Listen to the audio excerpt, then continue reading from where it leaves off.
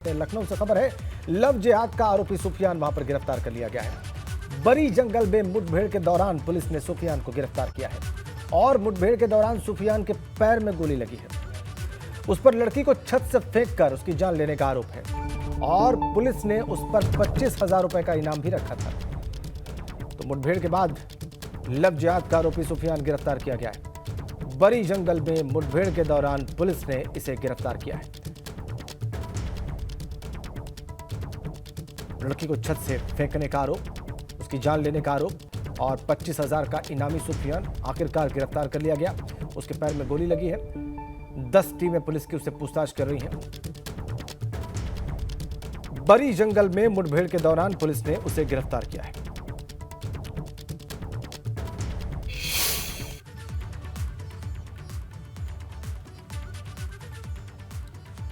तो लखनऊ में लव जिहाद का आरोपी सुफियान गिरफ्तार कर लिया गया है। सुफियान पर पुलिस ने रखा था 25,000 रुपए का इनाम। और देखिए आप इस मुठभेड़ के बाद की तस्वीरें एक्सक्लूसिव।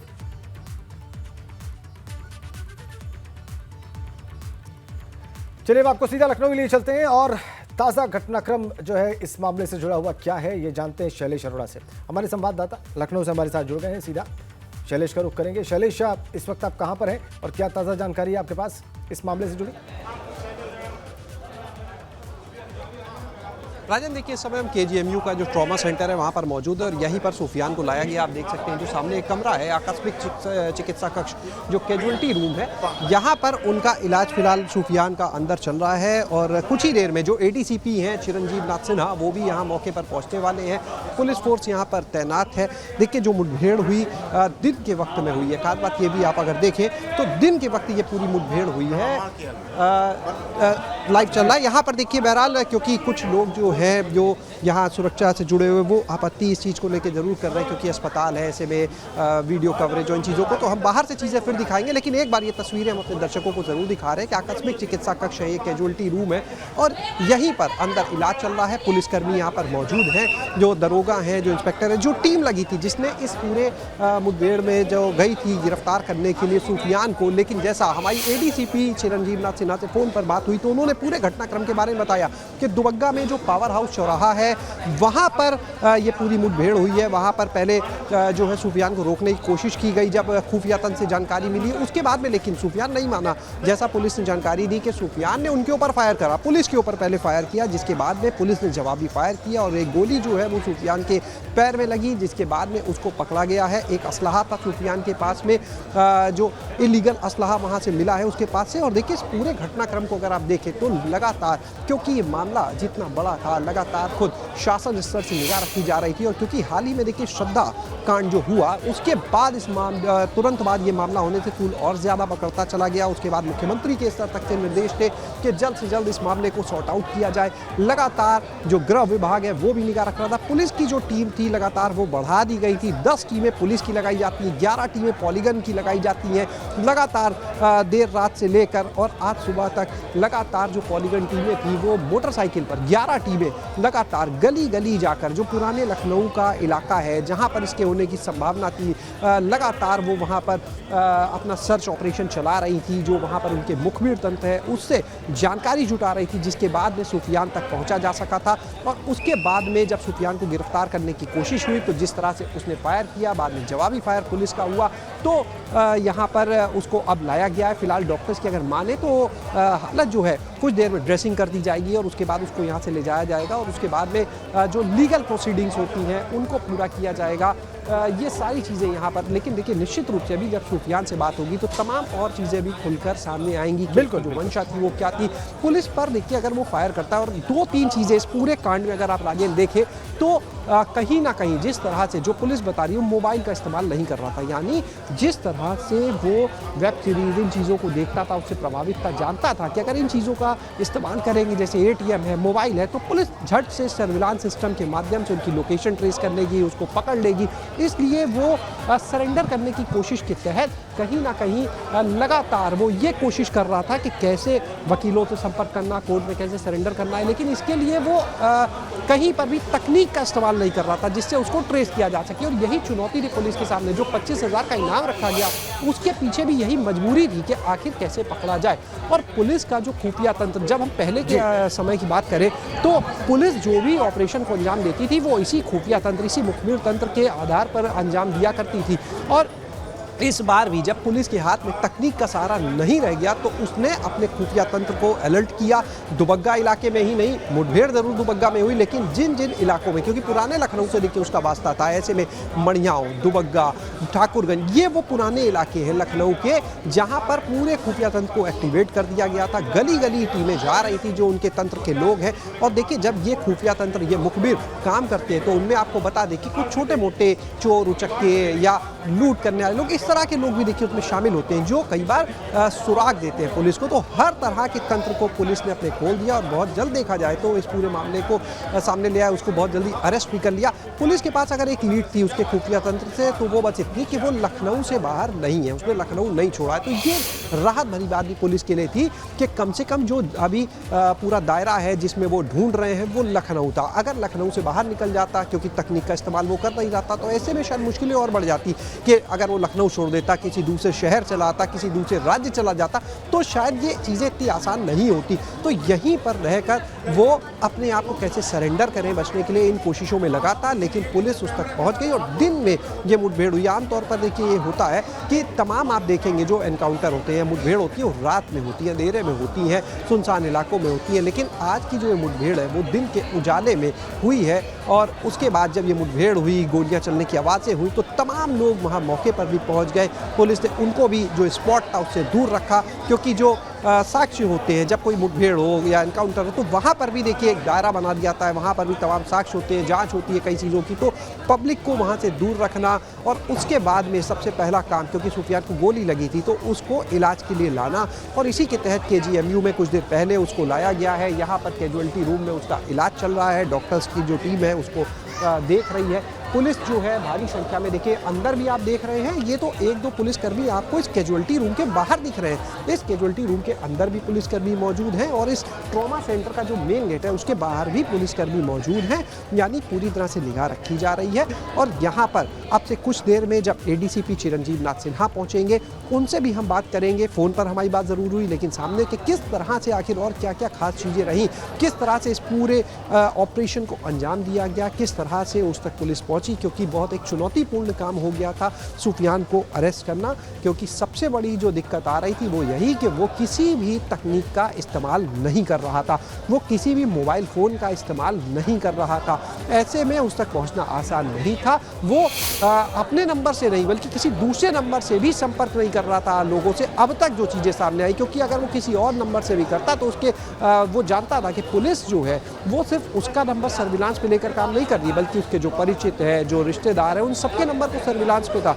आपको बताएं कि जो हमारे सोर्स है वो उनसे जानकारी कि लगभग 50 नंबर सर्विलांस पे लगे हुए थे और उन नंबरों के आधार पर पुलिस को कोई सुराग नहीं मिल रहा था। जो मुखबिर तंत्र था पुलिस का, उसने इस पूरे ऑपरेशन को अंजाम दिया और उसके बाद में पुलिस यहाँ तक दुबग्गा में जहाँ पर ये पूरा मुठभेड़ हुई वहाँ तक पहुँची और उसके बाद में उसको अरेस्ट किया गया है। अब पुलिस जो है अभी बहुत सी और चीज़ें देखेगी, उसे असलाह कहाँ से मिला, वो इतने दिनों तक कहाँ पर रहा, निश्चित रूप से किसी का संरक्षण रहा होगा, जिस परिवार को वो बिलोंग करता है, निश्चित रूप से वहाँ पर अब तक जो अनुमान लगाया जा सकता है कोई बहुत कहीं हाई प्रोफाइल नहीं है कि उसे कोई मदद करने वाले लोग हो। तो आखिर ऐसे वो किस तरह से ये पूरी योजना बना रहा था कि हम छुप के रहें, हम तक कोई पहुँच ना पाए। तो इन पहलुओं पर भी पुलिस अपनी तफ्तीश आगे बढ़ाएगी कि अब तक वो कहाँ पर था, किस तरह से छुप रहा था, आखिर कौन था जो उसको मदद कर रहा था और क्यों नहीं अब तक पुलिस पहुंच पाई थी। इन सारे पहलुओं को भी देखा जाएगा। लेकिन सबसे पहले और निधि से जुड़े हुए जो और चीज़ें होंगी उस हत्याकांड से जुड़ी हुई, उनके भी तमाम और सच जो हैं वो निकल कर सामने आएंगे। लेकिन अभी सबसे पहला काम, जो चाहे अपराधी ही क्यों ना हो, अगर वो घायल है तो सबसे पहला काम होता है कि उसको इलाज दिया जाए। चाहे कोई अपराधी छोटा हो, बड़ा हो, खूंखार हो, कोई भी हो, तो सबसे पहला काम यही होता है कि उसको इलाज मुहैया कराया जाए। तो वो काम किया जा रहा है। इलाज मुहैया कराने के बाद पुलिस अपनी जो लीगल प्रोसीडिंग्स है उस पर भी जाएगी और जो सुफियान है उसके बाद उसके ऊपर आगे की जो कार्रवाई है राजेंद्र, उसको अंजाम दिया जाएगा। ठीक है, आगे की कार्रवाई शैलेश हमारे दर्शक जरूर समझना चाहेंगे, चूंकि अभी ट्रॉमा सेंटर लेके आई है पुलिस और उसके पैर में गोली लगी है, तो पहला तो उसको चिकित्सा देना ही एक कार्य है पुलिस का और प्रबंध से जुड़े लोगों का। लेकिन इसके बाद क्या इस दौरान या इसके बाद कोर्ट में जो प्रस्तुत करने का जो प्रोसीजर होता है पुलिस के द्वारा, उसके बारे में जरा प्रकाश डालिए, दर्शकों को बताइए शैलेश। देखिए, इस मामले में एफआईआर पहले से दर्ज है। अब क्योंकि सुफियान सामने आ गया है तो अब एफआईआर में देखिए धाराएं बढ़ेंगी। पुलिस पर उसने क्योंकि फायरिंग की हमला किया तो ऐसे में और भी कई धाराएं जुड़ेंगी और उसके बाद में देखिए कोर्ट में ले जाया जाएगा, वहां से रिमांड ली जाएगी जिससे आगे पूछताछ की जा सके और उसके बाद आगे की जो कार्रवाई होगी पुलिस वो करेगी। लेकिन जो सबसे पहला काम होगा वो इस पूरे मामले के बाद इसकी रिमांड लेना और उसके बाद आगे की पूछताछ करना, क्योंकि पूरी एक चार्जशीट जब तैयार होती है उसमें हर पहलू को शामिल किया जाता है, बयान होंगे, हर चीज़ उसमें शामिल की जाएगी। और आज जब ये मुठभेड़ हुई तो जो निधि के परिजन हैं उन लोगों को भी इसकी सूचना दी गई, बताया जा रहा वो लोग भी मौके पर पहुंचे थे। इसके बाद में हालांकि अस्पताल में किसी को भी अंदर आने की अनुमति नहीं है, अंदर सिर्फ सुफियान का इलाज चल रहा है, सिर्फ पुलिसकर्मी यहाँ पर मौजूद है या कुछ मीडियाकर्मी यहाँ पर मौजूद हैं और इसके अलावा अंदर ट्रॉमा सेंटर के और बाहर दोनों ही जगह पुलिस जो है वो भारी संख्या में पुलिस बल को तैनात कर दिया गया है। और अब से कुछ देर में जब पुलिस के और अधिकारी आएंगे तो निश्चित रूप से वो लोग और चीज़ों की जो जानकारी होगी राजेंद्र जैसे जैसे मिलेगी हम वो भी अपने दर्शकों तक पहुंचाएंगे। बहरहाल देखिए, हम एक बार बाहर की तरफ चल रहे हैं क्योंकि हॉस्पिटल प्रीमिसेस हैं ऐसे में और ट्रॉमा सेंटर है, तो ऐसे में जो यहाँ पर लोग तैनात हैं, जो सिक्योरिटी के लोग हैं, वो लोग थोड़ा सा, क्योंकि देखिए उन्हें भी ऑब्जेक्शन होता है क्योंकि तमाम तरह के देखिए अंदर मरीज आते हैं जिनकी आइडेंटिटी डिस्क्लोज ना हो। इन पहलुओं को देखते हुए हम इसीलिए सिर्फ देखिए जो रूम था उसके बाहर से ही अपने दर्शकों को तस्वीरें दिखा रहे हैं और उस क्योंकि अब हम बाहर हैं, ये देखिए ट्रॉमा सेंटर का मेन गेट है और यहाँ पर भी आपको बता दें पुलिस की तमाम गाड़ियाँ जो है वो लगी हुई हैं और कुछ देर में यहाँ पर बाकी आला अधिकारी पुलिस के और पहुँच जाएंगे। बिल्कुल बिल्कुल शैलेश, हमने तस्वीरें देखी जो आपने लाइव तस्वीरें दिखाई ठीक ट्रॉमा सेंटर के उस कमरे के बाहर से जिसमें सुफियान को इलाज दिया जा रहा है, उसको चिकित्सा दी जा रही है ताकि वो ठीक हो और उसके बाद की कानूनी कार्रवाई आगे बढ़ सके। इस बीच में जो कंप्लेनेंट्स हैं इस मामले में, जिन्होंने ये शिकायत की, जिन्होंने तहरीर दी, उनसे कोई प्रतिक्रिया मिल पाई है शैलेश इस गिरफ्तारी के बाद से? देखिए नहीं, अभी तक इस मुठभेड़ के बाद जिस तरह सुफियान को लाया गया है, जो परिजन है निधि के, उनकी तरफ से अभी कोई प्रतिक्रिया नहीं आई है। वहाँ पर स्पॉट पर ज़रूर बताया जा रहा है कि वो लोग पहुँचे थे, लेकिन उसके बाद से अब तक वो लोग सामने नहीं हैं और अब तक उनकी तरफ से कोई प्रतिक्रिया भी नहीं आई है। लेकिन निश्चित रूप से देखिए इस पूरे मामले को लेकर अगर बात करें तो आज बजरंग दल वाले, विश्व हिंदू परिषद वाले, ये लोग, इन लोगों ने प्रोटेस्ट भी किया था कि जो निधि के परिजन हैं उन लोगों को सुरक्षा मुहैया कराई जाए। इसके अलावा जल्द से जल्द जो सुफियान है उसको गिरफ्तार किया जाए सज़ा देने के लिए। इन सब चीज़ों को लेकर आज प्रोटेस्ट भी हो रहा था और इन्हीं सब के बीच में जब ये चीज़ें चल रही थी अचानक से खबर आती है, मुठभेड़ की जानकारी आती है और उसके बाद में, और देखिए मुठभेड़ होने के काफ़ी देर के बाद जैसा बताया जा रहा है ये चीज़ें निकलकर सामने आई, क्योंकि उस बीच में जिस जगह पर हुई वहाँ पर कोई नहीं था, वहाँ पर जो है परिजन पहुँचे, जैसा बताया जा रहा है कुछ और लोग पहुँचे। उसके बाद में जब पुलिस की तरफ से कुछ चीज़ें निकलकर सामने आई, फिर यहाँ ट्रॉमा सेंटर पर लाया गया, तो धीरे धीरे ये चीज़ें निकलकर लोगों की जानकारी में आई हैं। परिजन जो है वो फिलहाल निधि के वो यहाँ पर नहीं है क्योंकि उनसे वहाँ पर एक बार ज़रूर ये होता है कि जब भी कोई घटना हो तो पुलिस हालांकि उसकी तस्वीर और इनके आधार पर अपनी कार्रवाई कर रही थी, लेकिन बाद में एक बार उनको भी वहाँ पर बुलाया गया। एक देखिए कहीं ना कहीं इतना ज़रूर आप समझ सकते हैं कि जब सुफियान को अरेस्ट किया गया है तो निश्चित रूप से जो परिजन है उनको संतुष्टि इस बात की कम से कम ज़रूर मिली होगी कि जो उनकी बेटी का कातिल, जिसको अभी तक ये आरोप लग रहा है कि सुफियान ने मारा, इस तरह की जो बातें, क्योंकि बाकी चीज़ें देखिए जाँच में सामने आएंगी तो उसके बाद राहत ज़रूर इन चीज़ों से निश्चित रूप से मिली होगी कि जो सुफियान है उसको अरेस्ट कर लिया गया है।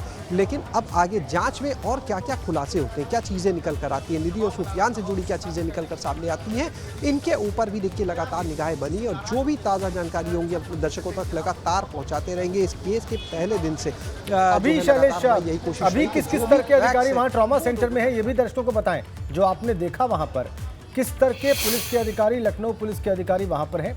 जब मुठभेड़ हुई थी तो पुलिस की टीम में उस वक्त कितने लोग थे जब मुठभेड़ हुई थी, ये भी दर्शकों को बताएं शैलेश।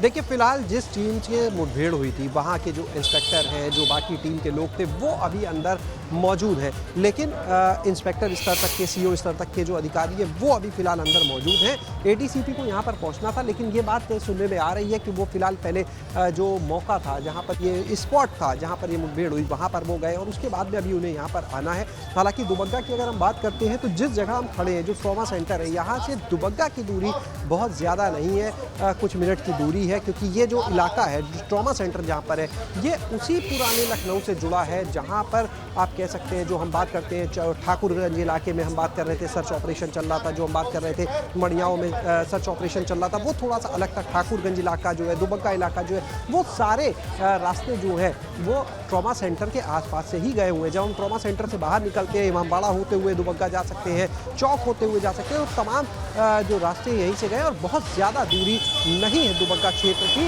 और निश्चित रूप से कुछ देर में यहाँ पर जो आला अधिकारी हैं वो भी पहुँच जाएंगे। एडीसीपी खुद मौके पर पहुँचेंगे। हमारी फ़ोन पर बात हुई, उन्होंने बोला कि कुछ देर में वो यहाँ पर आएंगे और उसके बाद कुछ और जानकारियाँ इस पूरे प्रकरण से जुड़ी हुई वो साझा करेंगे। बिल्कुल, आप कह रहे हैं कि इंस्पेक्टर और सीओ लेवल के अधिकारी वहाँ पर मौजूद हैं और इलाज दिया जा रहा है इस वक्त सूफियान को, और उसके बाद आगे की कार्रवाई होगी। बहुत बहुत धन्यवाद शैलेश आपका इन तमाम जानकारियों के लिए।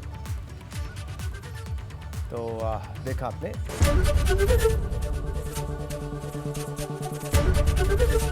एबीपी गंगा, खबर आपकी, जुबान आपकी।